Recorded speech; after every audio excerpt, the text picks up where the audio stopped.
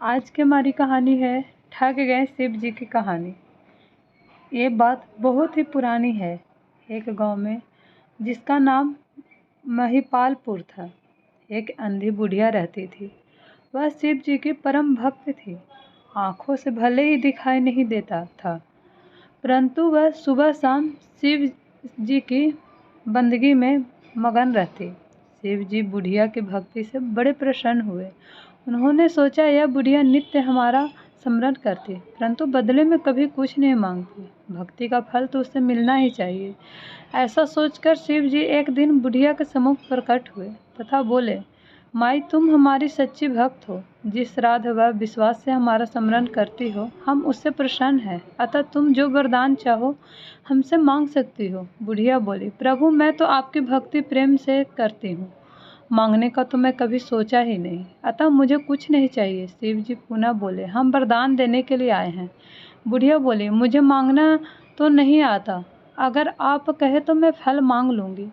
तब तक मैं अपने बेटे या बहू की सलाह लूँगी। शिव जी कल आने का वादा करके वापस लौट गए। बुढ़िया एक पुत्र बहू थे। बुढ़िया ने सारी बात उन्हें बताकर सलाह मांगी। बेटा बोला, माँ, तुम शिव जी से ढेर सारा पैसा मांग लो, हमारी गरीबी दूर हो जाएगी, सब सुख चैन से रहेंगे। बुढ़िया बहू से बोली, नहीं, आप एक सुंदर पोते का वरदान मांगो, वंश को आगे बढ़ाने वाला भी तो चाहिए। बुढ़िया बेटे और बहू की बातें सुनकर असमंजस में पड़ गए। उसने सोचा, यह दोनों अपने अपने मतलब की बातें कर रहे हैं। बुढ़िया ने पड़ोसियों से सलाह लेने का मन बनाया।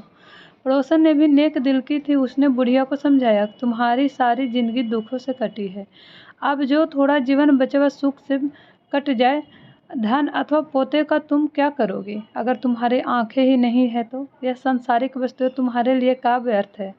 तुम अपने दोनों आंखों मांग लो। बुढ़िया घर लौटा। बुढ़िया और भी सोच में पड़ गए। उसने सोचा, कुछ ऐसा मांग लूं जिससे मेरा बहू व बेटे सबका भला हो। बट ऐसा हो सकता था। बुढ़िया कभी कुछ मांगने का मन बनाती, कभी कुछ, परंतु कुछ भी निर्धारित न कर सकी।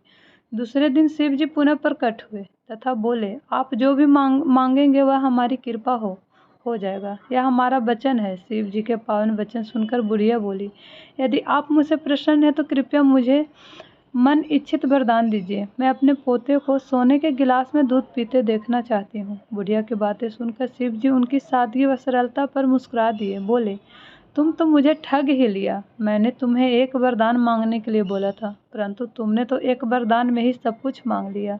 तुमने अपने लिए लंबी उम्र तथा दोनों आंखें मांग ली, बेटे के लिए धन व बहू के लिए पोता भी मांग लिया।